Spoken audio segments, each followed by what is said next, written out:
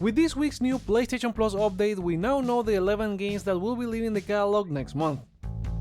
Most of the list is for PS4, including Soul Calibur 6, Ghostbusters the video game, Necromunda Under High Wars, Chicken Police Painted Red, R-Type Final 2, Gunvolt Chronicles Luminous Avenger 9, Fighting EX Layer, Real Fishing Road Trip Adventure, Everspace, Dangerous Golf, and Bassmaster Fishing 2022 on both PS4 and PS5.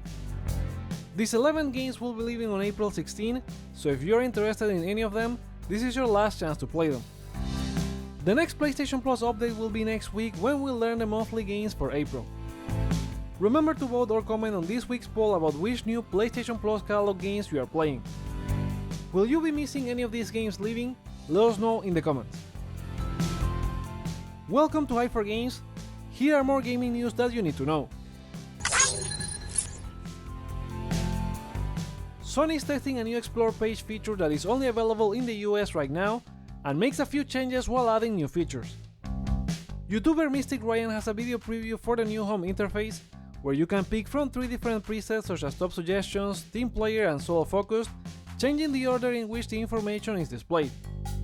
It still shows you news, your friends and trophies, but it can also include battery indicators for the DualSense, storage and PS Plus games. Besides that, it finally brings custom backgrounds, but not in the way you would have hoped, as the background only works for the home section of the PS5. Check out Mystic Ryan's full video for more information, link in the description. Do you like this change? Sound off in the comments. Now let's talk about the sales for the US gaming market in February as reported by Circana's Matt Piscatella, where PS5 and Helldivers also led, but the picture is not that clear for the hardware market. PS5 was the leader of the month in both units and dollar sales, with the Switch following in terms of units and the Xbox Series in dollar sales. However, all three were down against last year by at least 19%. Overall console sales for all three totaled $349 million, which is 30% down against the same period last year. In contrast, the accessories segment performed better, growing 25% to a total of $290 million, driven by a 14% increase in controller and remote player demand. PlayStation led in accessory sales as well, with the PlayStation Portal remote player being the best-selling one in total spending for February. Turns out people really wanted an accessory like that. DualSense Edge also tops the accessories chart, but in 2024 year-to-date. Moving to games, Helldivers 2 led the chart with a 60-40 split with most sales from Steam. It also became the best-selling premium title of 2024 so far, and Sony's 7th best-selling game ever in total spending in the US. It was followed by Final Fantasy VII Rebirth in second place, which also joined Helldivers 2 in the best-selling titles of 2024 so far, but at number 4. The Square Enix game was also boosted by the Twin Pack, which debuted at number 8. Call of Duty Modern Warfare 3 fell from 1st to 3rd, and right after that was Ubisoft's pirate game Skull and Bones, ranking better in the US than the UK or Europe, where it was anchored at 8th and 9th respectively. Tekken 8 also fell from 2nd to 5th, followed by Madden NFL 24 climbing one spot. Suicide Squad Kill the Justice League dropped from 3rd to 7th as the game entered the January chart due to the Deluxe Edition. Complementing the top 10 was Persona 3 Reload dropping from 4th to 9th, and Hogwarts Legacy from 6th to last. Total spending in games in the US was $4.1 billion, but mostly thanks to growth in the mobile market with hits like Monopoly Go, plus PC, cloud and non-console VR. Overall, the US gaming market grew by only 2% compared to February last year, to a total of $4.7 billion, with a 17% increase in the mobile segment covering the 30% decline in hardware. In his quick takes, Piscatella also pointed out that with console hardware struggling, you can expect discounts and bundles by this holiday or maybe even earlier, so if you're looking to get a PS5 or any other console, it would be better to hold off a little and keep your eyes peeled for good deals. What do you think about PS5 and Helldivers 2's momentum? Which games did you pick up last month? Let us know in the comments. Moving on, aggregator website Metacritic has revealed its 14th annual Game Publisher Rankings for 2024 based on last year's games. Capcom was the top publisher last year with an average Metascore of 84.5 after putting out 11 games with an 84% good score, including 3 titles scoring great, among which Resident Evil 4 was their best game with a 93 Metascore. With that, they take the number 1 ranking from Sony, who led in 2023. The rest of the ranking had Raw Fury in second, followed by Chorus Worldwide, Dangan Entertainment, Annapurna Interactive, Nintendo as the only one of the 3 main console makers in the top 10, AskSys Games, Bethesda, Sega and Thunderful closing the top 10. Previous winners such as Sony in 2023 and Microsoft in 2022 didn't even crack the top 10, landing at number 13th and 15th respectively. Sony scored 77.6, down from 85.6 the year when it won Publisher of the Year. This time it only had 10 titles with a 70% good score and 1 game scoring great, which was their best title, Spider-Man 2 with a 90 Metascore. Do you agree with Capcom being the best publisher of last year?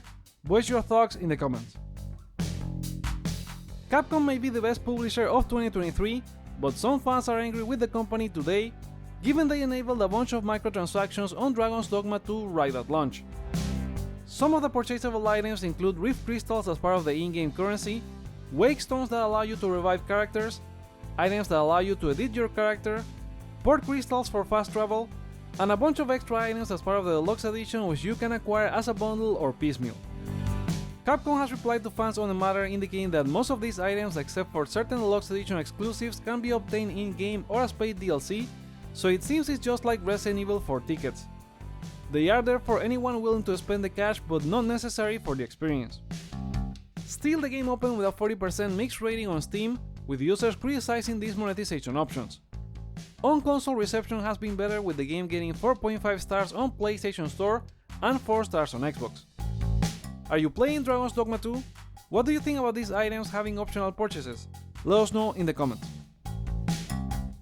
Next, Larian Studios keeps piling up awards after this week's Game Developers' Choice Awards as part of the GDC event this year. Baldur's Gate 3 won a total of 4 awards, sweeping the competition in Larian's favor, including the Audience Award, Best Design, Best Narrative, and Game of the Year. Besides that, the rest of the winners were Venba for Best Debut and Social Impact Award, Alan Wake 2 for Best Visual Art, Hi-Fi Rush for Best Audio, The Legend of Zelda Tears of the Kingdom had Best Technology, plus Ubisoft VP of Global Creative Fuzzy Mesmar earned the Ambassador Award, and Yoko Shimomura, famous for her music in games such as Kingdom Hearts, was awarded a Lifetime Achievement. Spider-Man 2 was up for 4 nominations, including Best Audio, Technology, Narrative, and Game of the Year, but didn't pick up any of them, showcasing again how hard was last year's competition. They did pick up many awards, including Game of the Year at DICE last month, so glad Insomniac was still recognized in some way. Congratulations to all of the winners. Do you agree with them? Share with us in the comments. Now time for a round of quick-fire gaming news. Sticking with Larian Studios, they are leaving the Baldur's Gate franchise behind, as studio founder Sven Vinky explained during a GDC panel this week. They plan to move away from the Dungeons & Dragons franchise to a new IP they have been working on since January this year. As a result, this means no Baldur's Gate 3 DLC or Baldur's Gate 4, with the IP returning to Wizards of the Coast. Vinky also had strong words against the layoffs happening in the gaming industry, which he blamed corporate greed for. Sony has set up a new PS5 game disc production line in Manaus Free Zone, Brazil, in collaboration with regional distributor Solutions to Go, to produce game discs that will be moved through Brazil and Latin America. The company previously produced game discs there, but they cannot support PS5 games up to 100GB, including first and third party. Sega let us know about their plans to bring back older franchises such as Crazy Taxi and Jet Set Radio at the Game Awards, and now Leaker MBK is commenting there will be Unreal Engine 5 remakes for both games, which also supports Leaker Midori's previous comments about Crazy Taxi getting a remake besides a new live service project. We'll have to wait until Sega announces anything new for these games. Rocksteady has detailed the contents for the first season of Suicide Squad Kill the Justice League, which starts this March 28. Chapter 1 Fear brings the Joker from another Earth as a new playable character, a new battle pass, new shop items, a new area with incursions and strongholds, new weapons, and a new Brainiac fight themed after Green Lantern. Chapter 2 Duality brings yet another Brainiac fight, this time Superman themed, new infused enemy types, changes to Metropolis, new weapons, and more at a later date. After being criticized for blurry graphics in performance mode for Final Fantasy VII Rebirth, Square Enix has finally launched a patch to address the issue. The new update for the game now enables 2 graphic modes for performance, sharp and soft, while improving the overall quality, frame rate and game stability. And speaking of Square Enix, the company held a Final Fantasy XVI panel at PAX East, where producer Naoki Yoshida provided the launch details for the next DLC. The Rising Tide will launch on April 18th for $20, and there's also an expansion pass for $25 that includes Echoes of the Fallen, the previous DLC released last December. The upcoming DLC is said to be bigger in scope than the previous one, with a new area to explore, and new abilities including the water icon Leviathan. If you don't get the DLC, there will still be a free update that enables a new quick complete option to return to quest givers as soon as you complete a quest, icons updated for important character quests, the option to save 5 skill sets, customizable controls, and more. And those are the PlayStation stories for today. Let me know what you think in the comments below, give this video a thumbs up or down to let me know your feedback, check out more content you may like as well, and subscribe for more on PlayStation. Thank you so much for watching, my name is Joseph, this is Hype for Games, and I'll see you on the next one.